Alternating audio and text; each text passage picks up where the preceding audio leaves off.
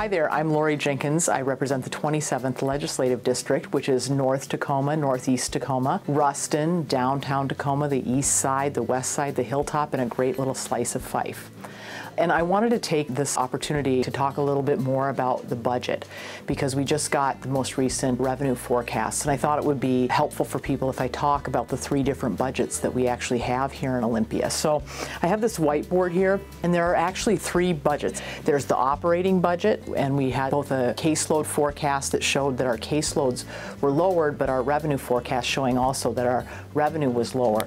And so if you want to think about how much money has been spent in the operating budget in the last biennium, it's about $30.3 billion. So then we have a second budget, which is our transportation budget, and the transportation budget has about $8.5 billion in it. And our capital budget this last biennium has had about $5.5 billion in it.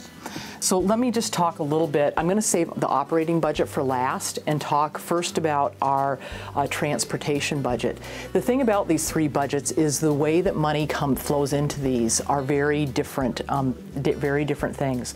For example, our transportation budget mostly is derived from gasoline taxes, and those taxes were put on gas by a vote of the people a number of years ago, and so that funds our transportation infrastructure.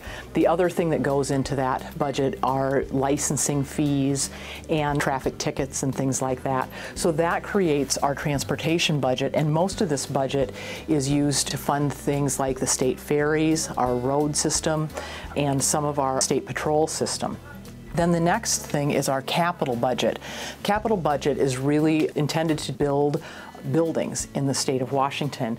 Actually not just buildings, but it's a lot of our infrastructure. We do have a little bit of cash in this budget, but for the most part we bond against our operating budget in order to get money for our capital budget. So you should think of that like taking out a mortgage, because most of what is built with the capital budget in our K-12 public school system, in our community and technical college system, in our higher education system, as well as we spend a fair amount of money on infrastructure issues, sewer systems and things like that in local communities. So they're really kind of basic services there. Then when we go back to our operating budget, which is the budget that I think are finding most challenging this year, really 50% of what's in that budget comes from sales tax, and then about another almost 15 or so percent, close to that, comes from business and occupation taxes. We have a little bit also from property taxes, and then some other small fees and things like that. But so when you hear about our revenue forecast going down, you can understand why it's been decreasing, because if most of this money to spend on basic human services and our public education system is coming from people going out and buying things and spending sales tax, and from businesses, taxes on businesses, our economy is tough right now. People are not spending as much. Our businesses are not doing well. So that's why our operating budget is going down. These numbers that you're seeing here are actually for the 09-11 budget period. So what we heard this week is that we're about $5 billion, that's with a B, $5 billion short of where we had hoped to be in terms of revenues to try and fund basic state services in our operating budget this year. So what's happening right now is members of the House Ways and Means Committee and the Senate Ways and Means Committee are meeting to try and look at what are all the services we're providing, what can we do, finding out that we've got quite a bit less money than what we need in order to provide these basic state services. And probably in the next week to 10 days, we'll be rolling out a budget that will have impacts probably across our entire state and our entire system. It will not have impact on our transportation budget, because by the state constitution, the money that flows into this budget has to stay in this budget. And we haven't been able this year to advance very much in terms of new transportation projects, but we've been able to hold our own and keep on building some of the things that we're already set to build. One of those things, for example, would be the 520 bridge.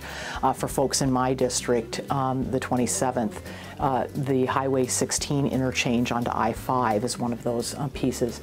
But we may end up taking some of the money from the capital budget and putting it into the operating budget this year. That decision hasn't been made yet, but those are all discussions that we're going to have.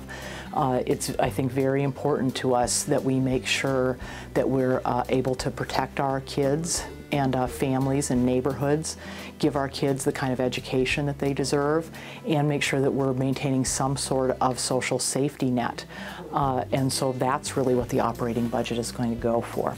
So there are a lot more questions out there right now than answers, but I hope that this gives you some sense of kind of where all the pieces of the budget are at. I guess the last thing that I would tell you is I have the honor of serving both on the Capital Budget Committee and the Transportation Committee. So I serve on 2 budget committees, and they're budget committees where we've been able to, in a pretty good way, kind of work out our priorities and things like that. So those budgets will probably come out sometime early next week, and it's the operating budget that we have a real challenge with, and that'll be coming out after these 2 do.